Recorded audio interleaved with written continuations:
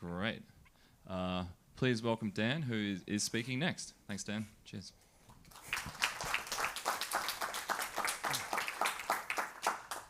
Hi. So this presentation is on BSG Pearls. So this is a project that I've been working on for a while. It's kind of the result of a lot of lessons learned from tape-outs successful and failed, and kind of just congealing in this project. So, you know, what are BSG Pearls? I would say it's a silicon-proven, reusable middleware library for rapid ASIC experimentation. It's a methodology for iterating on IP for hierarchy-insensitive design, and we'll talk about what that means to me personally in the future. And then it's a set of tool-agnostic collateral for constraints, verification, and floor planning across tools. You know, this is a common problem that people have, and there's a million solutions, so you know, this is mine. So taking a step back, I've been here several times, and I always talk about Basejump. This slide is very common. And Basejump is a research platform that we use in the group at UW for basically drawing the rest of the owl of an ASIC implementation when you just want to test out like a little accelerator that you're taping out. So we have everything from HDL libraries, patterns, packaging, open source firmware for bring-up boards, and open source PCB motherboards. You can see Gerber files and all that. Check out basejump.org if you're interested. So, like I say, this is a common theme for me. We have Basejump and Latch-Up Portland 2019. Then we have BSG Tag, which is a configuration bus, 2023. And then now we have BSG Pearls. So I will just skip over this one for time. So, you know, what aren't BSG Pearls? It's not a replacement for common libraries. It's not going to replace your proprietary, company FIFO or what have you, or Basejump STL if you're using that. It's not a replacement for standardized buses. We're not talking about, getting rid of AXI or Wishbone or anything like that. And it's not a replacement for vendor IP. You know, if you need Ethernet or you need PCIe, you need Ethernet or PCIe. So, when I was making this presentation, I realized that more than half of it is actually not talking about BSG Pearls. So we're just kind of breeze through this. But the reason for that is because it solves a very specific problem that you only really run into if you have a small ASIC team that's trying to bring up a new ASIC in a commercial process, and you don't have a lot of mature IP that you're iterating on, and you don't have a lot of team members that have experience in this area. So, this is a common theme for like research projects where you might have a couple people in the group who have taped out, but most people just kind of want to put in their project and have it work. So if we're building a chip in a normal way, we start with our chip IP, it has some rough edges, but we're able to plug into other things that we've built, so it fits nicely. Then you try to leverage some open source IP, hear about some cool things that latch up. And because we're open source hackers, you can make it fit. Totally works. Same thing with vendor IP, but they generally have standard interfaces that are not compliant with your internal interfaces because you're doing everything bespoke because you're an amazing engineer. So you end up with a lot of this like glue code that you end up trying to piece things together to make it work and not actually focusing on your IP itself. And then the real issue comes when you're building a second chip and things change slightly and now you have to redo everything because your glue code doesn't work and you have to redo pretty much all of the integration work, which is a large chunk of your verification costs. So, this is a kind of random sketch of an IP stack you might have for a tape out. And I kind of just put in where generally the glue RTL is. You have it between libraries, you have it between projects. And this is generally applicable to any kind of medium scale tape out where you're doing a full ASIC. So one thing that we've talked about in the past is for Basejump STL, that's replacing the glue code and the company common libraries that interface with the tool IP libraries and vendor cells. This is your portability layer people talk about, your SRAMs, your standard cells, and that kind of level of abstraction. Now, where BSG Pearls fits in is the second level of glue code, where you have between projects and between IPs that are a little bit disparate. So the kind of tricky thing here is it's not talking about things that communicate over AXI and a loose coupling. It's talking about actually the physical layer of integrating on the chip. So, these are some of the pearls that we've come up with for projects, and we've extracted them. So we have a clock generator. The difference between this and like a normal clock generator is this comes prepackaged with all of your bring up flow. It has configuration registers. It has the different types of bring up safe things like quiescent boot, downsampled monitors, things that you might not necessarily want in every tape out, but you do want in most tape outs. So this we actually taped out in Tiny Tape Out 7. I haven't turned it on yet, but I did get the board back. Similarly, there's a delay line. So this is basically doing a 90-degree phase shift and downsampling, things like that. This is super useful for something like an LPDDR PHY. Don't have time to talk about it, but just trust me, it is. And this is another type of example. We have SDR links. So this is a single data rate link that you might use for on-chip or off-chip communication. Has tunable delays. It has bring up and all that. This will work before the rest of your chip does, which is very useful when you get into this kind of bootstrapping flow and issues there. Similarly, DDR link. So this is like an example system of what you might use with the BSG Pearl. So this is leveraging the delay lines. This is leveraging other BSG IP. And it's doing an LPDDR PHY where it's, you've basically just stamped this out on your chip, and all of the interfaces are using these hardened pearls. So, those are the IP blocks. But I talked a little bit in the beginning about why you might want these. This is a little bit subtle as to how this differs from traditional IP blocks. So, talking about ASIC flows at a very, very high level, you have a traditional flattened flow where you have all of your IP just, press go and Synopsys will take care of it for you. It's the simplest flow. It gives you the most full picture of the logic cloud. So you only have one constraint set to manage. And this is actually how Cadence will recommend you do most chips under, say, 50 million gates. And it's really good for if you're tweaking a mature design, because you can just press go and then in a week you have a chip. You don't have to worry about it. But the issue is that it takes a week. So if you're iterating on this, it's terrible. If you're bringing up a mature design, it'll be a week every time you have to make a breaking change. So the traditional solution to this is hierarchical flows. Hierarchical flows, you have faster runtime per block.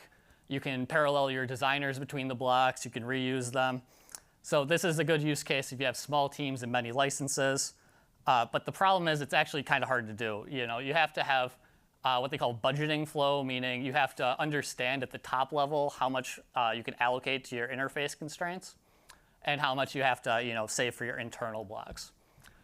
You also have to maintain redundant constraints for the block in the top level, for SDA, for PNR, and all that. And just trust me, that gets very, very complicated very fast. And then the last thing is something you run into a lot if you're working among teams is that there's very unintuitive interblock dependencies, meaning that if you're changing block A on the left, it will cause you to have to resynthesize or replace and route or do everything to the middle, the top level and the block on the right.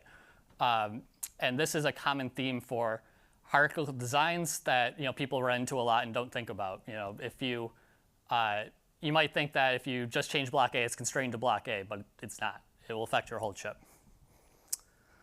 So the benefit of this methodology of the clamshell, as we're calling it, is you have all of your interface blocks are using these hardened, pre-constrained pearls. So you have timing isolation between the blocks. You have interface isolation between the blocks. And then, interestingly, in this scenario, you have no global clock tree, so there's no global APR. If you change block A on the left, it's not going to cause you to have to change anything else on the chip other than your STA. So this is really good for if you have an agile team, ambitious designs where you're going to be cranking on these IP blocks a lot, and you don't really know what's going to change. But if you can constrain your interfaces at this level, then you can get that set up, day one of the flow, and then just spend the rest of your time on your value add. The cons are that there are communication overheads. The actual pearls themselves have, a hardened overhead because they're replicated. This is a thing that you mostly run into with like contracting work, but the people and ASIC flows get uncomfortable with hierarchy past about 2. So if you're talking about like 3 or 4 blocks deep because you're embedding pearls, people start to not like it. And then people are very opinionated. People don't like change. So, different flows. You try to talk about something like this to Cadence, and they'll just tell you you're wrong. So it's a little bit tricky with that. But you generally don't need to do this if you have a team with established process, because you don't run into the issues that I'm talking about.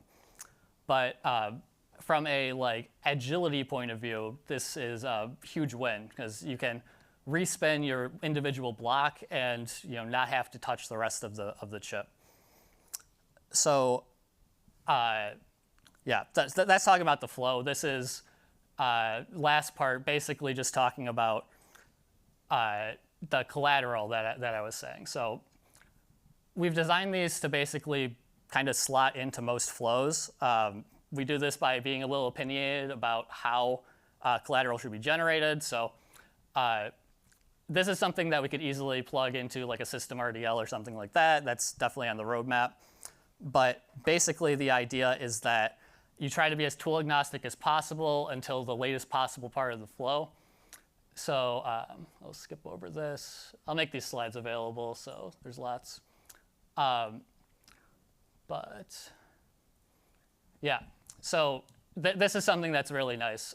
Basically, after parsing the design with Sherlog and doing some little black magic in the Tickle, you end up with a Tickle dictionary that has the full names and locations and the special cases of all the IP blocks in the Perl, so that in your flow, you can just plug in these Tickle scripts. It'll automatically discover all these things. And then all the constraint management you have to deal with is the individual IP constraints. This is, again, a little subtle if you haven't dealt with this, but if you have your interface constraints at the block level regularized at the beginning, then you can share them between that and the top level, and you don't have to, during your process, go between STA flat, STA hierarchical, and all that with your place and route. So yeah, we've done synthesis flows and simulation flows. It's all on GitHub, and it's all released in progress. But basically, the idea is that these blocks are very well tested, and the testing is identical between simulation, bring up, FPGA, all that. So you can use it basically in any scenario. So what's next? Release 1.0 coming soon.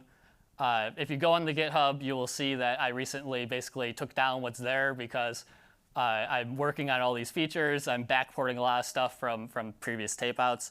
But yeah, coming soon, I will make an announcement. Looking for more tool compatibility. OpenSTA is a target. I've ported between K and Synopsys, but open tools are a little bit trickier. Some of the example designs I have are proprietary, but most of them can be extracted back, so I'm working on that. And then I always love more tape outs. All of these things have been taped out at least once, mostly 2 or 3 times, 130, 28, 12. I would love to do GF 180 or an IHP 130 if someone gives me money, but we'll see. So yeah, that is it. If you're curious about BSG Perl's open source ASICs, talk to me. I do a lot of that kind of stuff, RISC-V multi-cores. Also somewhat recruiting for an Agile tape-out team, so definitely talk to me for that. And yeah, anything else, let me know. Thanks, Dan. Yep. Questions, straight into it. Love it. Great talk. Can we go to the slide where you talk about the timing isolation? Mm-hmm. I was just curious about, you said there's no global clock. So is each one of these blocks, they come with some sort of like a local clock, and then you have the BSLPs, they are in charge of Yeah, so BSG clock gen Perl is the PGs. So yes, the clock generator is embedded in each IP, and then you have source synchronous links between the IPs. Okay. So the clocks are just going directly between them. The advantage of this is because it's source synchronous, your routing just has to match with length. You don't have to do like a full APR where it's doing any kind of balancing. You can literally just physically place the buffers, which is what we do. And then there's no global clock tree because there's no interdependence between the blocks like that. I see. Do you have some sort of a idea for a flow where you start with this iteration flow, and at some point you get rid of the global clock and the LPs, and end up with like what you showed on the first slide or 2 slides ago before this? Is that viable? It's tough to do that because the way that this decoupling is working is that the source synchronous links have the core like ready valid on one side and then the source synchronous on the other.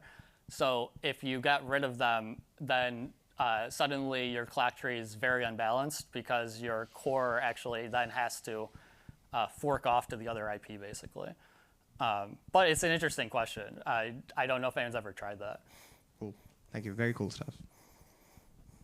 I have a quick question, which is how much time, say, you could either quantify it as a percentage or like hours or days or whatever, do you think this saves with use of IP? So ballpark numbers are rerunning the top level of the chip that we're doing takes about 2 days in APR, and this would take about 30 minutes. So. This diagram suddenly reminds me of some of the use cases for JTAG. Do you ever put JTAG elements into your boundary? Yeah, so that was last year's talk.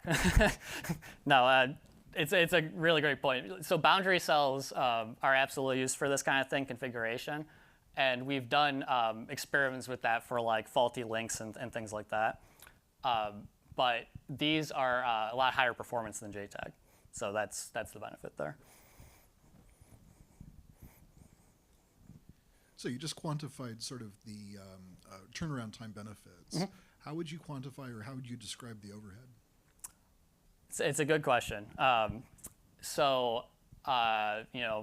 it depends on your application, but if you're doing a hierarchical design, then generally you have some sort of a CDC FIFO between these blocks to start. So most of your overhead is kind of already eaten up in that like data buffering. Where you see the overheads more so are that your floor plan is not going to be as optimal because generally you want like your macros on the side and all that. So there's overheads that are kind of less quantifiable. Maybe one last question from Ethan. Yeah, thank you. Could you briefly kind of explain the flow of how you get this set up? Like, is it just a Python like library that you import and then call a bunch of Verilog files, or what is that? Yeah, very few dependencies. So the general collateral, this is all just raw Python, and again, I want to make it SystemRDL, so someone please do that. It's open source. This is a Sherlog dependency. So this is how you basically find the items that you want a special case in the IP. The reason you need this is because otherwise for every tool you have to independently query in the design, and they're all different. There's no standardization, all that. But once you get to this point, now you have just a raw tickledic. So the Tickle Dictionary can basically be used in any other tool, and there's no real dependencies there other than modern Tickle. One last real quick question. Did you bring your tiny tape out board with you? No, I should have. That's Yes, a good you should point. have. Yeah. Cool. Oh man, yeah. Okay. All right. Thank you. Cool. All right, everybody, let's thank Dan again. Thanks, Dan.